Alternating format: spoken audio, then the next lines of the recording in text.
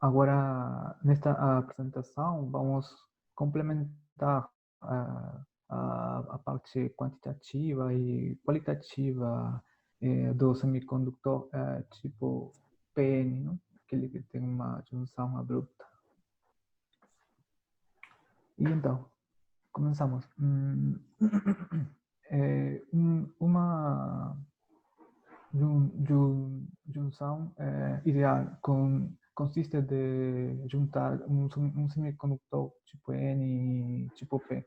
Quando eles estão separados, tem associados a eles uma energia de vácuo que é definida como a energia do elétron em repouso, ou seja, um elétron com uma energia cinética zero, e justo acima da superfície do cristal. Esse elétron tampouco interage com esse cristal via carregas imagem. Então, com essa definição, tanto o semicondutor tipo P quanto o semicondutor tipo N têm a mesma energia de vácuo. Quando juntamos esses dois semicondutores, acontece que no lado tipo N tem uma maior quantidade de elétrons do que no lado tipo P, e mesmo no lado tipo P tem uma maior quantidade de buracos que no lado tipo N. Então aí vamos ter um, um, um gradiente de concentrações. Então, um gradiente de concentração de elétrons e de buracos. Para o caso dos buracos, eles vão se difundir através da juntura para o lado tipo N e vão se recombinar com os elétrons livres. Essa recombinação também é chamada de aniquilação. Bom, então o que vai fazer esses buracos é remover elétrons e, consequentemente, vão deixar aí centros doadores ionizados positivamente perto da juntura.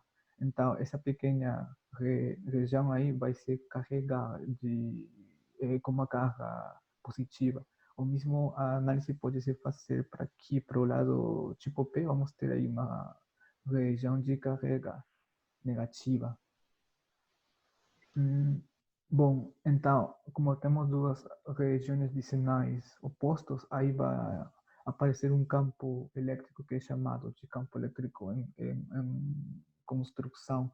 Esse campo, no equilíbrio, ele vai do semicondutor tipo E, está orientado do semicondutor tipo N para o semicondutor tipo P. E ele está contido apenas numa pequena região chamada de região de espaço de carrega. Fora dessa região, o campo é zero. Então, temos aqui essas regiões fora também são chamadas de regiões neutrales. Então, aí a elas podem se associar um potencial constante.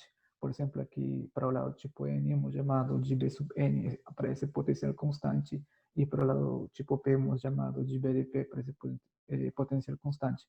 A diferença deles é B sub zero, que é chamado de potencial de contato. Bom, a neutralidade da carga elétrica no sistema implica que a carga positiva no lado tipo N e a carga negativa no lado tipo P sejam iguais. Agora, essas duas, que é sub mais e que é sub menos, podem ser também representar como o produto de a concentração de aceitores multiplicada por x sub p, e o produto de concentração de doadores multiplicado por x sub n. Não? Aqui, x sub p é a distância estendida desde a região de espaço de carrega dentro do lado do tipo P, ou mesmo x sub n é a distância dentro da região do tipo N. Da geometria 2.12, nós estamos aqui fazendo com que a juntura se encontre no ponto x igual a zero. Então, temos aqui de x0 até menos x sub p, de x0 até x sub n, duas distâncias que não necessariamente têm que ser iguais. Da relação 2,35, podemos olhar que eles têm uma dependência da concentração dos doadores e da concentração dos aceitores. Então, nessa região... Luiz, deixa eu só fazer um comentário aqui. Eu não sei como é que vocês preferem, se os alunos quiserem tirar dúvida do meio, ou a gente deixa tudo para o final. Bom, como vocês quiserem. Eu acho melhor no meio. Senão a gente perde um pouco o dinamismo da pergunta, né? Isso. Eu acho melhor no meio. Só vou fazer uma correção, aproveitar que o Maurício deu uma pausa. O meio a gente chama de junção. Junção, Luiz, aqui, ó. em vez de juntura, a gente chama de junção. Juntura, tá. Ok. Tá legal? Não, sim, tá. Entendi. E é portador, ele está falando portador? Estava, né? Qual? Onde? Eu acho que ele está chamando de Pra carga. baixo? A carga, não, tudo bem. É porque tem uma terminologia que não faz mal você falar agora, não tem problema. Só para você saber que a gente fala portador de carga. E portador de carga, ele inclui tanto o elétron como o buraco, né? Sim. Tá bem? Sim. Falou. Tá. Pode continuar, desculpe interromper, mas então, eu acho que as pessoas podem, se tiverem uma pergunta, eu acho que é interessante fazer no meio, senão fica muito artificial depois no final, né? Eu concordo. Tá? Tá, bom, vou continuar. Então, estamos aqui focados nesta região que vai de menos x sub p até x sub n. Então, aí temos uma distribuição de carregas. Então, aí vamos ter uma densidade de carga que é dado pela relação 2,36. Aqui, n sub x e p sub x são as concentrações dos elétrons e buracos. E aqui E é a carga do elétron. N sub A é a concentração de aceitores e N sub D é a concentração de doadores. Tá bom? Então, como aí temos uma distribuição de carregas, também podemos associar a ela um potencial eletrostático. Então,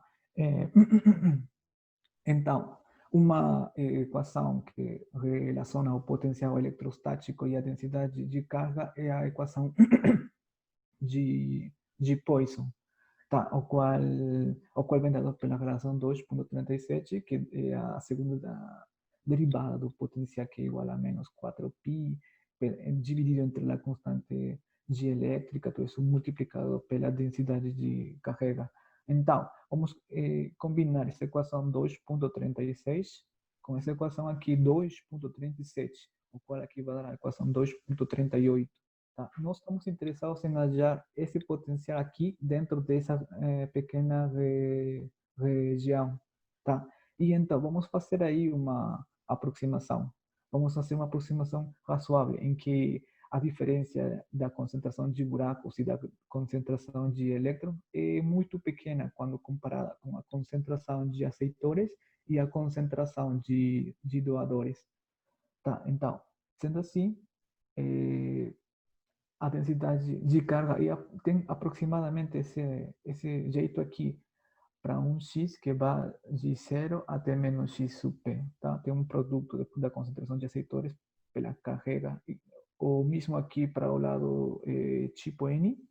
Tá? Temos que aqui que a densidade de carga é igual ao produto de n ao produto de E pela concentração de doadores. Então, uma gráfica de estas duas relações é apresentada aqui na figura 2,13, tá? A densidade de carga em função de x. Bom, então, aplicando estas duas últimas relações à equação de Poisson e dividindo ela, não? Tendo em conta o domínio, ou seja, que x vai de menos x sub p até 0 aqui no lado tipo P. Temos esta redução na equação de Poisson, ou mesmo aqui para o lado tipo N. A equação de Poisson tem essa relação aqui. Então, nós podemos integrar essas duas aí para achar o campo elétrico. Aqui algo que também no livro faz menção é que no equilíbrio no equilíbrio de cargas implica essa relação aqui, não? Então, isso quer dizer que essas duas áreas aqui têm que ser iguais, tá bom? Então, vamos a integrar É só para... lembrar, né, que como antes o material ele era neutro, né? Para o Sim, material continuar continua, neutro, continua você tem neutro. que uma área tem que ser igual à outra. É só isso. Sim, sim, é verdade. Bom, então, vamos a integrar essa equação de Poisson. Sabemos que a primeira derivada a respeito de x do potencial dá o campo elétrico, não? Então, reduzimos essa derivada de segunda ordem para uma derivada de primeira ordem. Então, podemos integrar essa equação aqui, do qual obtemos que o campo eletrostático é uma função linear de x. E além disso, temos aqui uma constante C sub 1. E lembrando sempre que esse campo tem que existir apenas nesta pequena região fora dele zero. Aqui x sub n é um ponto de fronteira. Então, se nós evaluamos esse campo elétrico aqui em x sub n, o campo elétrico tem que ser zero. Então, dessa condição, nós podemos achar C sub 1. Nesse caso, C sub 1 tem esse jeito aqui. Agora, reemplazamos esse C sub 1 na equação 245 e aqui obtivemos a equação 244, o qual graficamente está representado por esse traço aqui. Tá bom? Agora, para o lado tipo P, o mesmo, e vamos a reduzir essa equação de Poisson à primeira derivada do campo a respeito da posição. Integramos esta equação. E aqui o campo elétrico também vai ter uma dependência linear de x, mais um C sub 2. Mesmo aqui, se avaliamos esse campo no ponto menos xp, ele tem que dar zero. Dessa condição, achamos C sub 2. E aqui obtemos, então, o campo, o campo na relação 2,52. Então, é uma função linear e ele está representado aqui por esse traço. Então, também temos que ter em conta que esse campo deve ser contínuo aqui, nesse ponto x igual a zero. Então, o campo pela continuidade, esses dois campos na região P e N têm que ser aqui iguais e, además, eles avaliados no ponto x e igual a zero, dá esse resultado aqui. Novamente, se nós vamos simplificar isso aqui e aqui, vamos obter a relação para neutralidade da carga. Além, também temos aqui que o máximo valor do campo eletrostático acontece no ponto x0. Bom, depois de achar o campo elétrico, agora só nos queda achar o potencial. Mesmo o potencial, como falamos anteriormente, tem que ser constante aqui no menos xp e no menos xn, que estão dados aqui pelo valor de b sub n e b sub p. E además ele deve ser aqui contínuo em x igual a zero. Bom, para a seguinte parte vai estar com Mateus.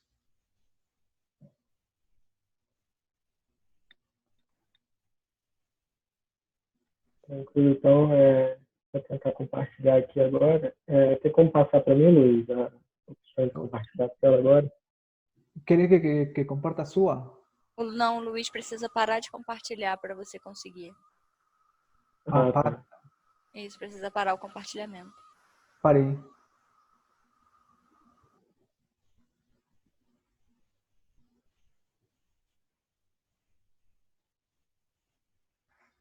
Então, né, dando continuidade a essa parte quantitativa da junção PN, né, como foi mostrado pelo Luiz, que a partir da nossa equação de Poisson e também da definição de campo elétrico, que é menos a gradiente do potencial, podemos então definir as expressões do campo elétrico em ambos os lados da junção dentro da região de depressão.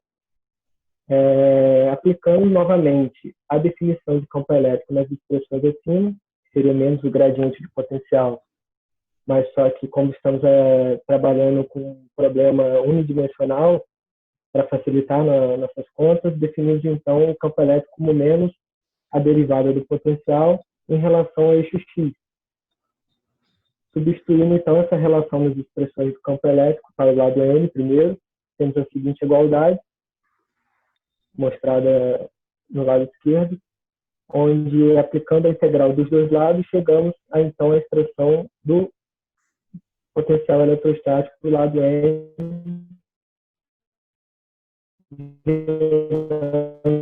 também uma constante de integração, qual chamaremos de C3, de campo elétrico no lado P da junção, onde obtemos a seguinte expressão do potencial eletrostático com uma constante de integração denominada C4. Para definirmos essas constantes de integração, precisamos relembrar as condições de contorno da nossa junção PN.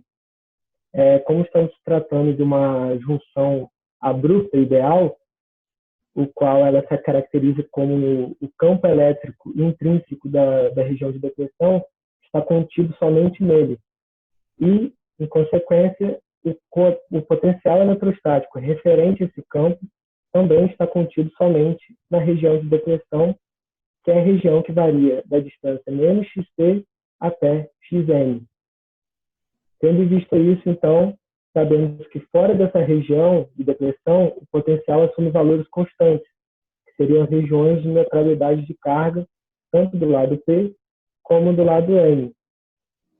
Sabendo disso, podemos definir, então, o potencial nos limiares da região de depressão, como, por exemplo, no ponto xn, o potencial sendo o próprio potencial da região neutra do lado N. E no ponto menos xp, sendo o potencial eletrostático da região neutra do lado P. A partir, então, dessas condições de contorno que foram definidas, podemos substituir primeiro na equação do potencial para o lado N, onde podemos perceber que dessa primeira parte da igualdade do lado direito se cancela, tendo uma relação direta, então, entre a constante de integração C3 com o potencial eletrostático da região neutra do lado N. Aplicando de forma análoga também esse mesmo raciocínio para o lado P, vemos que a constante C4 é igual ao próprio potencial eletrostático da região neutra do lado P. Sabendo também que uma outra característica dessa junção ideal abrupta é que o potencial eletrostático ele deve ser contínuo na junção, ou seja, no ponto x igual a zero, o potencial do lado N deve ser igual à região igual à equação do potencial da região do lado P. Tendo vista isso, então, podemos descrever a nova expressão que a diferença dos potenciais das regiões neutras é igual ao que é definido na equação 1.3. E essa diferença de potencial das regiões neutras é nomeado como potencial eletrostático de contato na junção PN.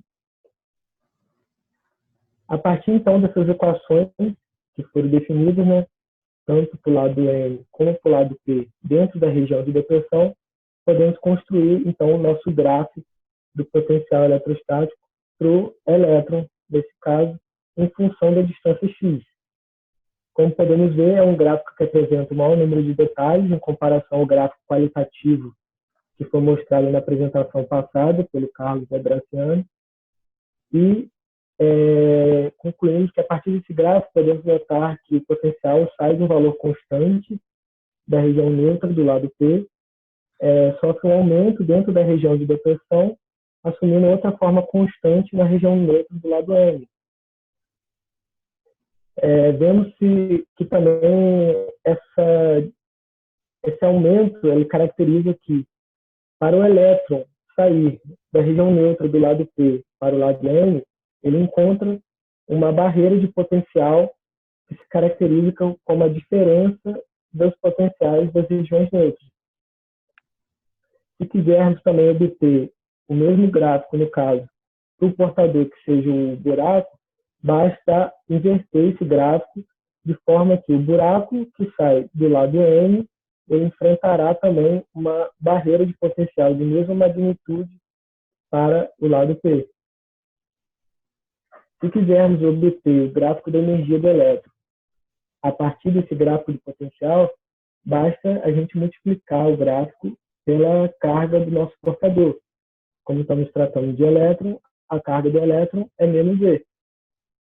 Sendo assim, aplicando essa carga ao gráfico de potencial, podemos ter as relações das energias, tanto dos níveis da banda de valência, como da banda de condução de um lado da junção para o outro.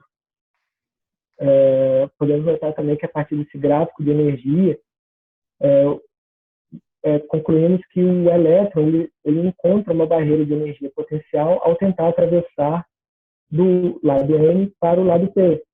Isso é caracterizado pela própria definição da junção de gerar esse campo elétrico intrínseco. Esse campo elétrico intrínseco ele gera uma força elétrica no qual mantém os elétrons no lado N. Então, para o elétron mudar, ou seja, atravessar a junção para o lado P, ele precisa vencer essa força elétrica gerada pelo campo elétrico intrínseco. Por isso, gerando, então, essa barreira de energia potencial. Do mesmo modo, podemos interpretar no caso do buraco, invertendo esse gráfico, onde o buraco do lado P ele encontra também a mesma barreira de potencial, definida como E0, ao tentar atravessar do lado P para o lado N. Essa multiplicação pela carga do portador Desculpa, só para lembrar que o buraco, né, ele olha para o mesmo gráfico, só que é ao contrário, né, por causa da carga. Então, quando você fala assim que o elétron ele sente uma barreira, é porque, digamos, o elétron cresce para baixo, né? É só para lembrar isso para todo mundo. Sim. E lembrando que essa multiplicação pelo portador para encontrar o gráfico da energia é o que caracteriza a própria equação de energia, que seria a carga vezes o potencial eletrostático. Como estamos tratando aqui como o elétron, seria então essa equação que é definida acima do gráfico, como menos a carga, ou seja, menos a carga elementar E, vezes o potencial eletrostático ao longo da distância x. Então, após serem definidos então, os gráficos tanto de potencial como de energia, tentaremos definir também o tamanho da região de depressão, que vai ser denominado como W, em função das concentrações das impurezas MD, que é a concentração de impureza doadora, e NA, que são as concentrações de impureza aceitadoras. Então, relembramos que acabamos de definir V0 como a expressão encontrada acima, e também fácil lembrar que a equação abaixo, ela garante, no caso, a neutralidade de cargas em toda a junção PM. Essas duas equações montam um sistema, então, onde apresentamos 4 incógnitas. Então, para encontrar nossa região de depressão em função das impurezas somente, precisamos reescrever as equações em cima da seguinte forma, onde na equação de potencial de contato 1.4, tentamos isolar o ND Xn e na equação da neutralidade de cargas, isolamos o XP, definindo da seguinte forma. Multiplicando o XP em ambos os lados da igualdade, temos que XP ao quadrado é igual a ND sobre NA vezes NXP. Substituindo, então, esse XP ao quadrado na equação de potencial de contato, que foi definido em 1.4, temos a seguinte expressão, o qual fazemos devidos cancelamentos das variáveis inversamente proporcionais, podemos chegar, então, na nova expressão do potencial de contato, denominado em 1.5. Lembrando que, como estamos tentando determinar o tamanho da região de depressão em função das concentrações, temos que, então, ele é definido como o quanto que a região de depressão penetra em cada lado dos semicondutores. A distância xn mais a distância xp. Tendo visto isso, substituindo, então, a variável W na equação do potencial de contato, chegando na nova expressão. Notamos também que ainda há uma incógnita Xn na equação do potencial de contato. Para tentarmos retirar essa incógnita, colocamos as expressões do W e também do XP para tentar deixarmos eles em função somente de uma variável, que seria o Xn. Isolando esse Xn na expressão do tamanho da região de depressão e, após isso, substituindo ele novamente na equação do potencial de contato, chegamos na nova relação 1.6, o qual garante que o potencial de contato seja somente proporcional às concentrações de impureza e ao tamanho da região de depressão ao quadrado. Isolando esse W, é o que vai garantirmos agora descobrir ele em função somente das impurezas. Lembrando que o potencial de contato ele também pode ser escrito em função dessas impurezas, como foi mostrado na apresentação passada, o que garante a equação abaixo, né? Lembrando que Pp é a concentração de buracos no lado P e Pn é a concentração de buracos na região neutra do lado N. Substituindo as respectivas definições de cada um na própria equação de potencial de contato, onde Pn seria igual à concentração de portadores ao quadrado sobre a concentração de impurezas doadores, e Pp, que é a concentração de buracos na região de neutra do lado P, ele pode ser definido como a própria concentração de impurezas aceitadoras. Por meio disso, substituindo as seguintes relações na equação de potencial de contato, encontramos então a equação 1.7. A partir disso, substituindo novamente a nova relação do potencial de contato na equação W definida anteriormente, chegando assim na equação final do tamanho da região de depressão em função somente das impurezas. É necessário também definir, a partir dessa equação, o quanto se aprofundam as distâncias em cada lado da junção numa junção PN. Definiremos isso a partir das relações que mostramos anteriormente, tanto do W como do XP e do Xn, isolando eles na equação de neutralidade de cargas e escolhendo primeiro escolhendo XP para isolar na fórmula do W, encontramos então a nova relação que XP é igual a W sobre 1 mais NA sobre ND. E, de forma análoga, podemos definir também que Xn é igual a W sobre 1 mais ND sobre NA. Essas expressões, elas garantem informações realmente muito importantes sobre a junção PN, porque, como podemos ver, quanto maior a concentração de impurezas doadoras, menor a distância de penetração da região de depressão do lado P. E da mesma forma acontece para a região do lado N. Quanto maior a concentração de impurezas aceitadoras, menor a penetração da região de depressão no lado N. Em outras palavras, é a mesma coisa que dizer que uma dopagem leve ela garante um maior tamanho dessa região de depressão em um dos lados da nossa junção. De forma interessante também podemos... Oi, eu queria te perguntar justamente isso, a influência da dopagem na região de depressão. Por exemplo, se então, a gente dopa... Pode falar. Não, pode perguntar.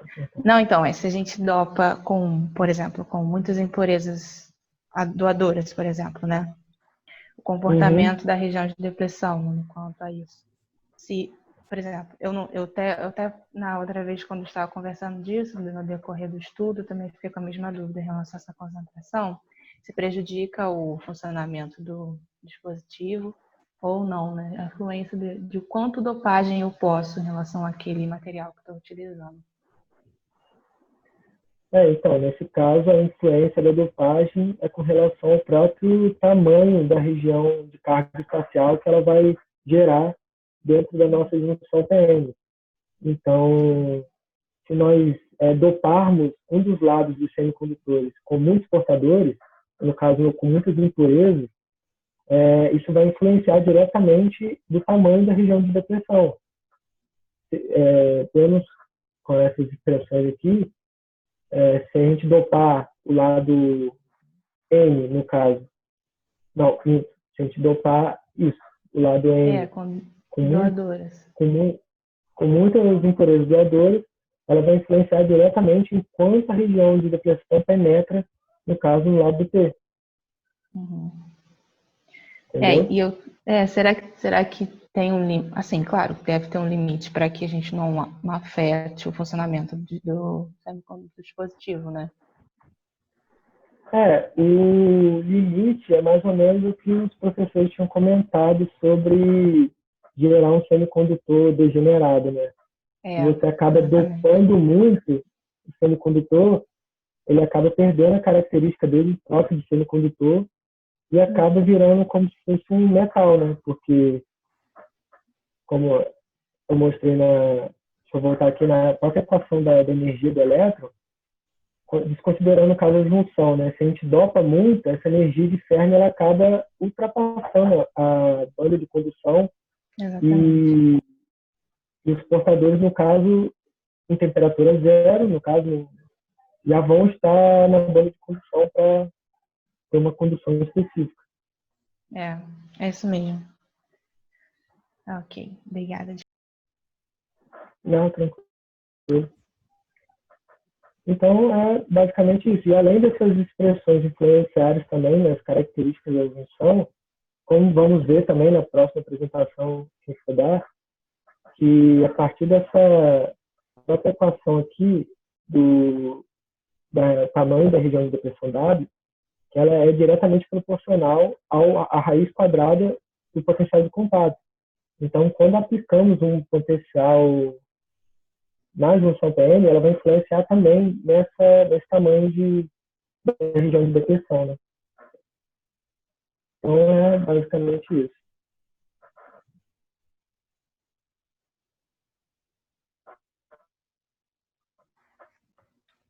Alguém tem mais alguma dúvida? Essa parte que você falou, quer dizer, esse é o último? Né? Esse é o último slide. É o último. Não, tá. Isso que você falou sobre o tamanho, né? Deixa eu botar o vídeo aqui. Sobre o tamanho da região de depressão é muito, muito importante, especialmente quando a gente está desenhando um dispositivo, entendeu? Porque você pode ter uma situação onde você, por exemplo, você tem poços quânticos, né? E você quer que o campo elétrico se estenda em toda a região do poço. Então, esse cálculo é importante para você poder desenhar isso, né? Alguém quer falar alguma coisa aí, não? Eu gostei bastante, que eu acho que, assim, para o pessoal, é claro que nem todo mundo está fazendo as contas em detalhes, né? Mas é super importante ter essas contas bem passo a passo. Acho que o Maurício já tinha falado isso lá atrás, né? Que uma vez na vida é muito bom que todos vocês saibam fazer de início ao fim todas essas contas. Porque são contas muito importantes para entender, de fato, o funcionamento dos dispositivos e, principalmente, do primeiro dispositivo a ser feito com uma junção PN, né? Que é o diodo. Então, eu acho que assim, elas estão muito bem abertas, isso eu gostei, está muito bem detalhado, cada etapa da conta.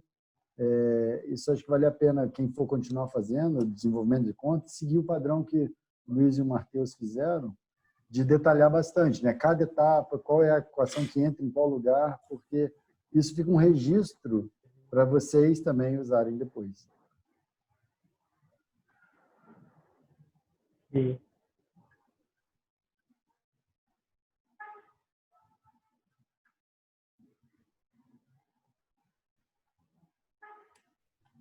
Eu acho que eu vou aproveitar e só fazer uma outra correção com o Luiz. Teve alguns slides que, em vez de estar escrito carga, estava escrito errado. Carga. Estava escrito C-A-R-E-G-A, carrega. Eu vi mais de um slide isso. Com então é só espanhol, com português. em português é carga. Ah, C-A-R-G-A. Ah, tá. Mas aí tem que dar aos poucos o Luiz vai conseguir, né, Luiz? Sim. Eu só estou Sim, falando para praticando. ele. Não, tem que falar, com certeza. Tem que falar, senão ele não aprende, né? Isso. Eu Exatamente. Se pensei eu não que era falar, carrega. não, é carga. C-A-R-G-A.